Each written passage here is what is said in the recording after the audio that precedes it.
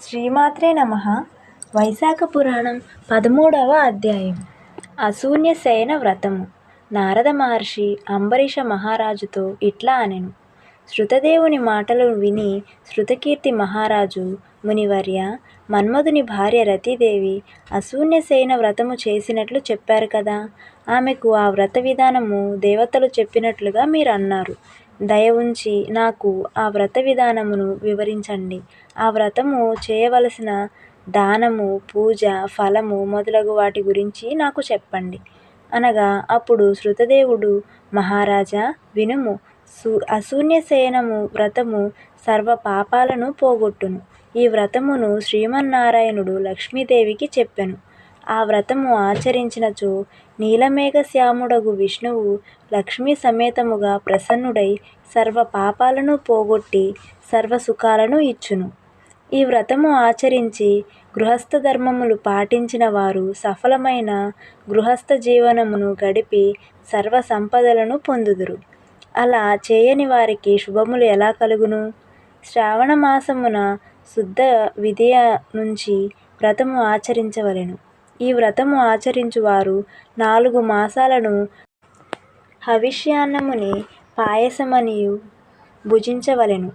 పారణ దినమున లక్ష్మీ సమేతమగు శ్రీ మహావిష్ణువును అర్చించి చతుర్విధ భక్ష్యములను వండి నివేదన చేయవలెను.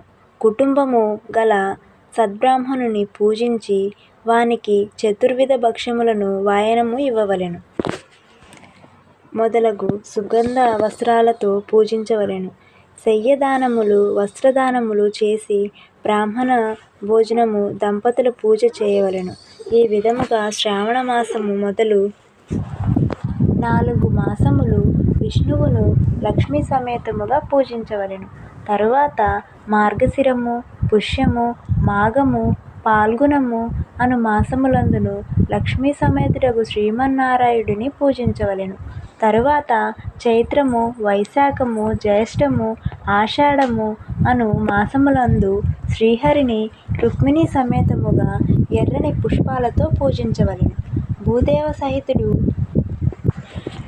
సనందనాది ముని సంసిద్ధుడు పరిశుద్ధుడగు శ్రీ మహావిష్ణువుని అర్చించవలెను.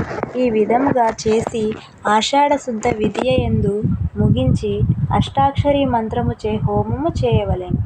మార్గశిరము మొదలగు 4 మాసముల పారణ యందు విష్ణు గాయత్రిచే హోమము చేయవలెను. చైత్రాది చతుర్మాసముల యందు పురుష సూక్త మంత్రముచే హోమము చేయవలెను. పంచామృతాలను, పాయసమును, నేతితో వండిన బూరెలు నివేదించవలెను. శ్రావణాది మాస చతుష్టయ పూజకు ముందుగానే దానమియ్యవలెను. శ్రీకృష్ణ ప్రతిమను మార్గశిరాది మాస చతుష్టయ పూజ మధ్యమున దానము ఇవ్వవలెను. చైత్రాది మాస చతుష్టయ పూజ అనంతరము వెండి వరాహమూర్తిని దానం ఇవ్వవలెను. అప్పుడు కేశవాది 12 నామాలతో 12 మంది బ్రాహ్మణులకు యథాశక్తిగా వస్త్రాలంకరణలను దక్షిణతో ఇవ్వవలెను. నేతిలో వండిన బూరెలు ఒక్కొక్కనికి 12 చొప్పున దానమివ్వాలి. తరువాత మంచమును, పరుపును ఉంచి దానిపై కంచు పాత్రపై సర్వాలంకరణ భూషితమగు లక్ష్మీనారాయణ ప్రతిమనుంచి విష్ణుభక్తుడు కుటుంబవంతుడునగు ఆచార్య బ్రాహ్మణునకు దానమిచ్చి బ్రాహ్మణ సమారాధన చేయవలెను.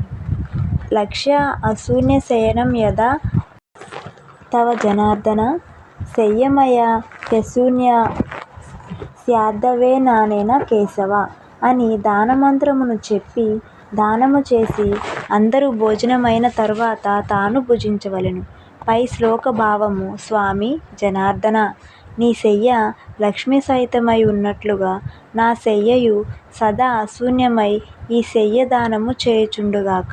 ఈ వ్రతమును భార్య లేనివారు, పురుషుడు, విధవ స్త్రీ దంపతులను ఎవరైనను చేసుకోవచ్చు. శృతదేవ మహారాజా, నేను నీకీ వ్రతమును పూర్తిగా వివరించితిని. ఈ వ్రతము ఆచరించిన శ్రీ మహావిష్ణువు ప్రసన్నుడగును. ఆయన అనుగ్రహము పొందవచ్చు. జనులందరూ ఆయురారోగ్యాలతో, భోగభాగ్యాలతో, శుభలాభాలతో సంతుష్టులై ఉండురు. కావున యథాశక్తిగా భక్తి శ్రద్ధలతో ఈ వ్రతము ఆచరించి భగవదానుగ్రహమున ముక్తియు సులభమగును. మహారాజా, నీవడిగిన శూన్యశయన వ్రతము వివరించితిని. నీకు మరేమి చెప్పవలెను అని శృతదేవముని శృతకీర్తి మహారాజుని అడిగెను. శృతకీర్తి మహారాజు, మహాముని, వైశాఖమున ఛత్రదానము చేసిన వచ్చు పుణ్యమును వివరించండి. శుభకరములైన వైశాఖమాస వృత్తాంగ విధానములు ఎంత విన్నా నాకు తృప్తి కలగటం లేదు అని అడిగెను.